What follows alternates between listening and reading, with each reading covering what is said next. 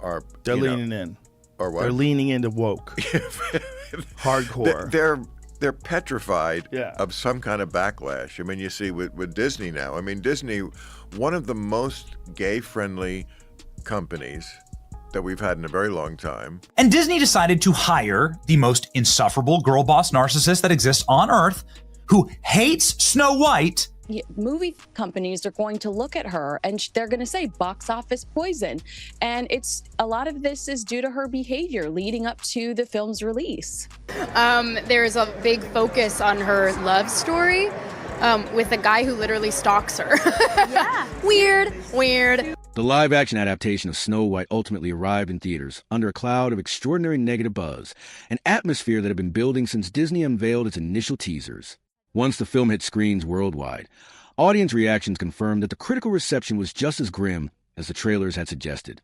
Online platforms teemed with overwhelmingly negative ratings, dwarfing any pockets of positivity. So with Snow White, let's go through this, right? There's no prince. Woman doesn't need a prince. Oh, Lord. Really? Okay, good luck back then. Much of this resentment seemed aimed at Disney itself, a studio whose reputation was already under pressure before this film's debut.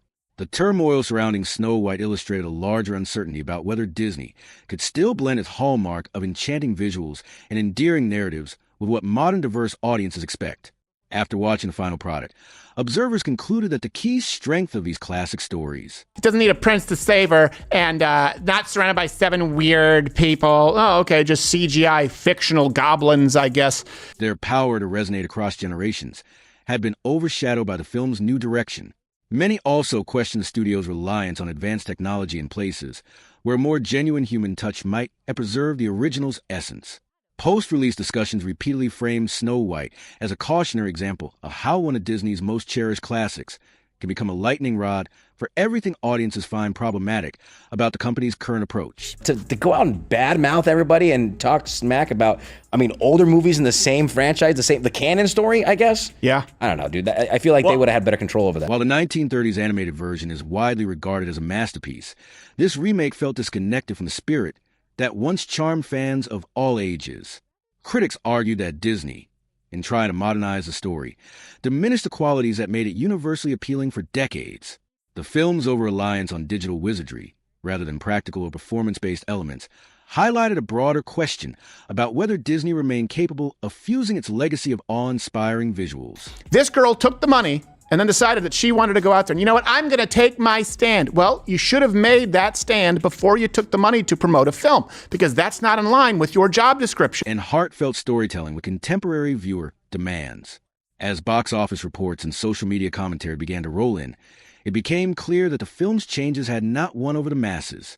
For many, the heavy use of technology stood in stark contrast to the timeless heart that defined the original. A pivotal sticking point was Disney's handling of the Seven Dwarfs, characters who have been integral to the original story's charm. Right. I think this is their policies coming back to bite them. They went woke. Yeah. She went out and said stuff woke that was going to hurt the film. They couldn't come out and go against her, because then you're going after somebody for saying what you say you believe. According to critics, that choice created a hollow sense of spectacle, undermining the goal of a live-action retelling. While the 1930s Snow White was loved for its enchanting animation, this new iteration simply traded hand-drawn charm for CGI stand-ins that lacked warmth and emotional resonance. Audience complaints, echoed by dismal box office returns, bolster the sense that Disney may have lost touch with the very magic that once made a cornerstone of family entertainment. But at the same time, I think going forward, they're going to be like, hey, shut up. Yeah. Tight-lipped. Otherwise, guess what? We're clawing back some money. Yeah. This would have been a lot better if they, had a strong male along with her. By the time the first teaser and clips had circulated online, many potential viewers were already skeptical. When they finally saw the entire film, those suspicions merely intensified. Rachel Zegler's portrayal of Snow White became a lightning rod. Initially, people were intrigued by her casting, yet as she made public statements during a long press cycle, doubts crystallized. She repeatedly dismissed the older animated films. I think they could have done all that woke shit. You want to cut woke? They could have done all that still. And as long as she had gone out and been like, we just have a different story. I like the old story, but we're doing a different one this time. You're probably right. The backlash would have been 10 times. Yes. You're probably right. Describing it as outdated and scoffing at the romantic tenor typical of its era. For a sizable faction of fans, these remarks reflected a fundamental disrespect for the creation that laid the foundation for Disney's cinematic legacy. It didn't help that Disney let Zegler's remarks stand largely unchallenged, leaving faithful admirers feeling abandoned rather than spurring a nuanced conversation. Our primary purpose is to entertain, and where we can entertain responsibly, obviously we try to do that. We try to have a positive impact on the world, but the first thing we need to do is entertain. The studio's tacit approval seemed to widen the gap between classic loyalists and supporters of a more progressive remake. Matters worsened when Zegler attempted to appear more enthusiastic closer to the film's release. Many who were already disgruntled by her earlier comments found her reversal unconvincing. Scenes from the final cut validated concerns. Jonah Platt, whose father helped produce the latest Snow White film, had some very harsh words for star Rachel Zegler.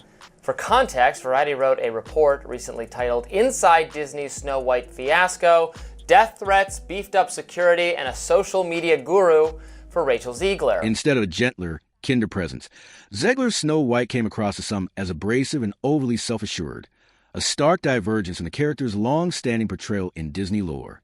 This contributed to a major thematic shift that many critics said clashed with the original film's gentle nature.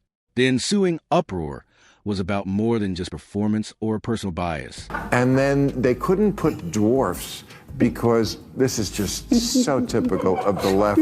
The progressives always finding a way to find their way back to doing something not progressive. It underscored the skepticism that Disney could effectively balance its iconic formula of sweetness and wonder with modern sensibilities. Debate about Disney's broader direction became commonplace in the aftermath of Snow White's lukewarm reception. Many critics felt the studio was fixated on cultural commentary rather than timeless storytelling. So even though woke in some sense feels like it's dead, it still has to run its course through the system. The ghosts have to get out of the machine in essence. While supporters argued that fresh perspectives are essential for keeping iconic tales relevant, whatever the truth, the final product left a significant portion of the audience feeling the updates were forced and did not achieve a compelling harmony between progress and tradition.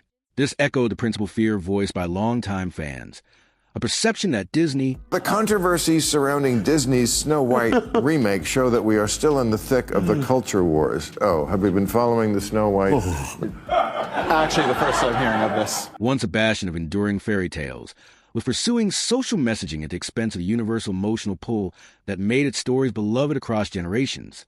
Complications also stem from statements Peter Dinklage made before the film's release.